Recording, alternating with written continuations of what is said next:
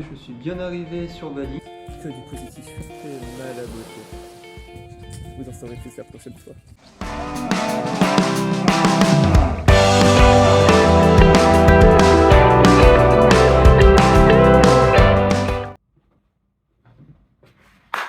Salut. Ça fait longtemps, bah ouais, je sais. Depuis la dernière fois, il m'est arrivé pas mal de choses. Donc aujourd'hui, on va parler de ce qui m'est arrivé et ce qui va se passer par la suite. Donc tout d'abord, flashback. On recontextualise. J'étais en Indonésie, en train de passer mon Dive Master pour être moniteur de plongée à l'international. Jusque-là, rien d'anormal. Mais j'ai eu une petite galère qui s'appelle un accident de décompression. Pour vous la faire courte, un accident de décompression, c'est tout simplement quand tu descends en plongée, tu vas emmagasiner de l'azote dans ton corps. Donc ça, c'est une réaction qui est logique, qui est normale. Mais le truc, c'est que si tu remontes trop vite, que tu respectes pas tous les paramètres de ta plongée, tu peux avoir une bulle d'azote qui va se balader partout dans ton corps. Si ça atteint certains endroits de ton corps, ça peut provoquer des dégâts, ça peut être tout et n'importe quoi, c'est assez relou, faut l'avouer. C'est comme si on te prenait pour une canette de coca, on te secoue, on te secoue, on te secoue, on te secoue, dès qu'on touche, tu exploses. Enfin, tu exploses, tu gicles tout du moins. Donc, c'est pas... c'est pas très joli à voir. Moi, j'ai eu de la chance parce que ça peut être causé du coup par une remontée trop rapide ou par quelque chose de totalement injustifié. Et bah devinez quoi, c'est exactement ce qui m'est arrivé. Du coup, moi quand j'ai eu l'accident de décompression, il y avait 80% de chances que ce soit dû à la fatigue, parce que bah voilà, décalage horaire, je dormais mal, je dormais très peu, parce qu'il y avait pas mal de bruit sur l'île, entre guillemets. T'as des comptes, bah, même si j'ai fait un ADD où il y avait 80% de chances que ce soit la fatigue, il fallait quand même vérifier que tout allait bien au niveau du cœur, au niveau d'autres choses. J'ai dû stopper la formation, rentrer en France, faire des examens et du coup stopper le voyage, quoi. À la base, j'étais censé partir en Australie et du coup, bah, ça n'a pas pu se faire. Mais bon, après avoir fait tous les examens en France, au final, c'était bien dû à la fatigue. Du coup, j'ai aucune séquelle. Donc, c'est ça, c'est juste la fatigue qui a déclenché l'accident de décompression. Donc, après avoir fait tous les examens que je devais faire pour voir si c'était lié à autre chose que la fatigue, je devais bien faire quelque chose une fois rentré en France. Le problème, c'est que je pouvais plus repartir en Australie. Mon budget il était déjà bien entamé. Et un billet pour l'Australie coûte extrêmement cher. Du coup, ayant déjà fait une saison d'hiver, sur la station de ski de Châtel, je me suis dit vas-y, je vais réinitier l'expérience parce que j'avais adoré. Voilà, ça me permettra de me faire un peu d'argent pour payer mon billet d'avion plus tard et continuer à faire du snowboard. Et c'était une saison de fou furieux avec des super rencontres, vraiment de la rigolade, beaucoup de snowboard.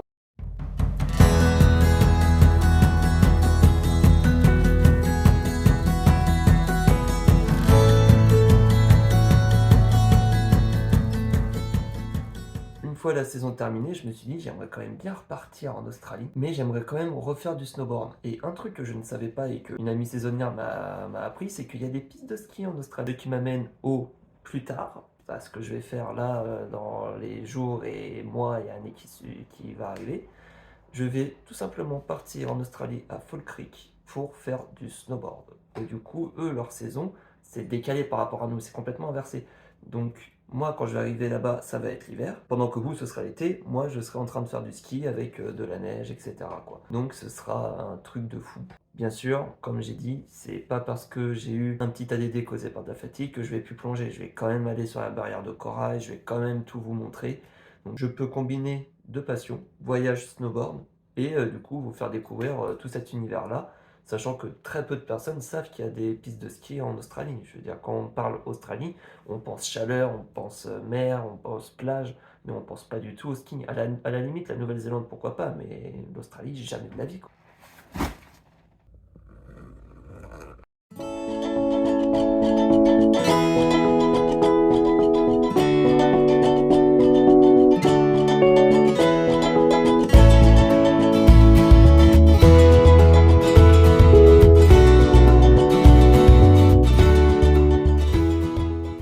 Bon, tout ne s'est pas passé comme prévu, on va dire. À la base, j'étais censé partir en Australie hier. Mon vol était à 20h50.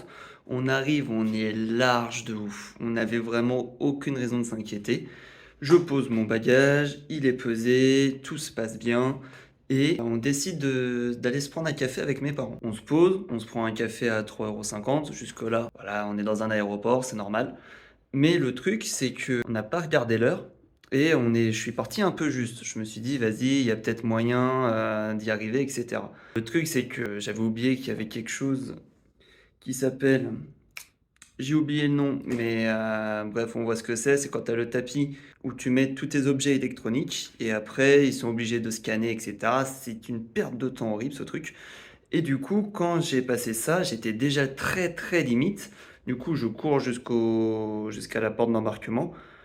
Le tube était sur l'avion, mais les 2 personnes qui gardaient là les espèces de 2 cerbères, bah, ils ont pas voulu entendre raison. Après, c'est vrai que j'étais très juste, mais du coup, voilà, donc fausse joie. Retour à la maison, bah, là, comme on peut le voir, retour à la maison, pas le choix.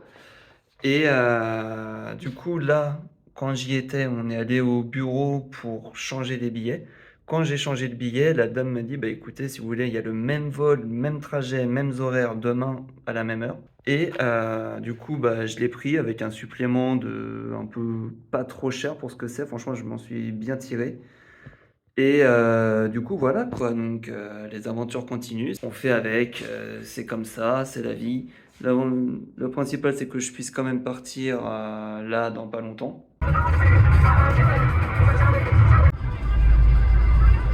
Je suis bien arrivé à l'aéroport. Là, l'embarquement se fait à 19h55, le début. Donc là, je suis large. Dès que ça ouvre, je rentre dans l'avion.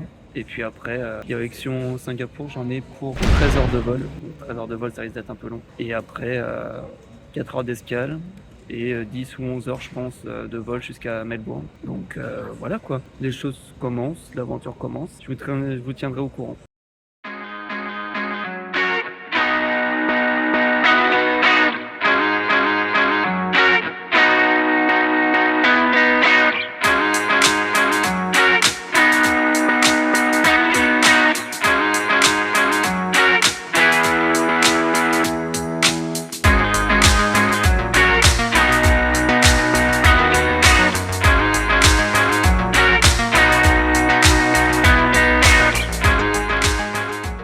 Ok, les gars, je viens d'arriver à Singapour.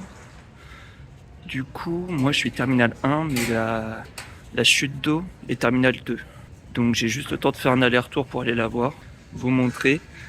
Et après, je dois repartir direct chercher mon vol. On va prier que je fasse pas de bêtises et que j'arrive pas en retard cette fois.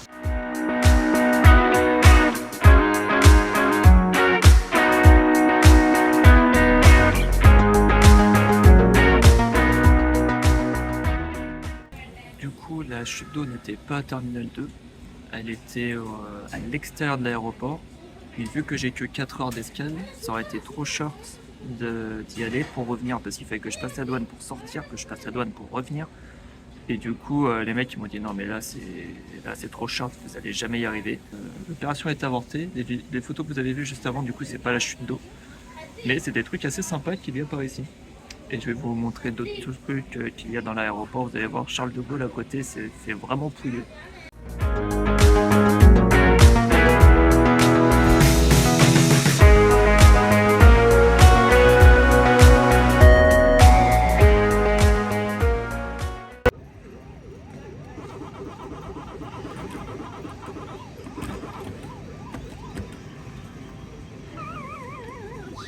Être nul à la Pac-Man, c'est une chose. Être nul comme moi, c'en est une autre quand même. Hein.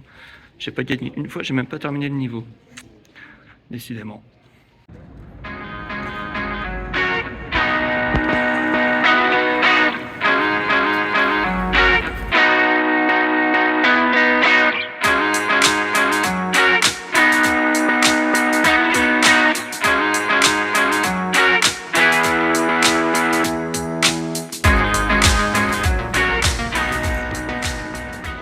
Je viens d'arriver à Melbourne. Il doit être 5h du mat. 5h40, 5h20, un truc dans le genre.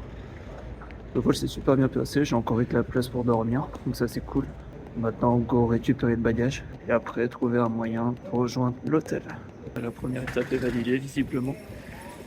J'ai pu passer les portails, maintenant je vais récupérer la valise. Let's go.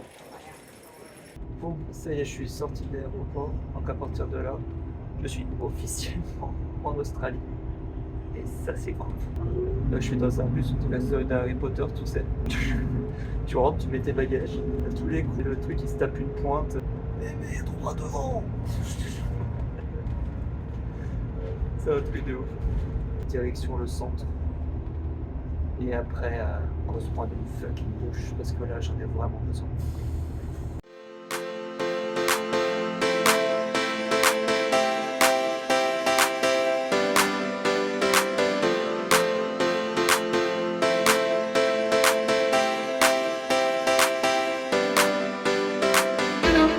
Oh, je suis presque arrivé.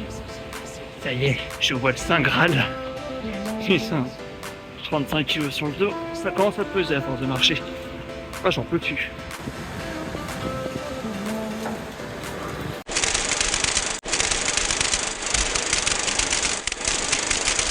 I have a reservation. Normally I will come yesterday, but I have a problem with my flight, so Turkey.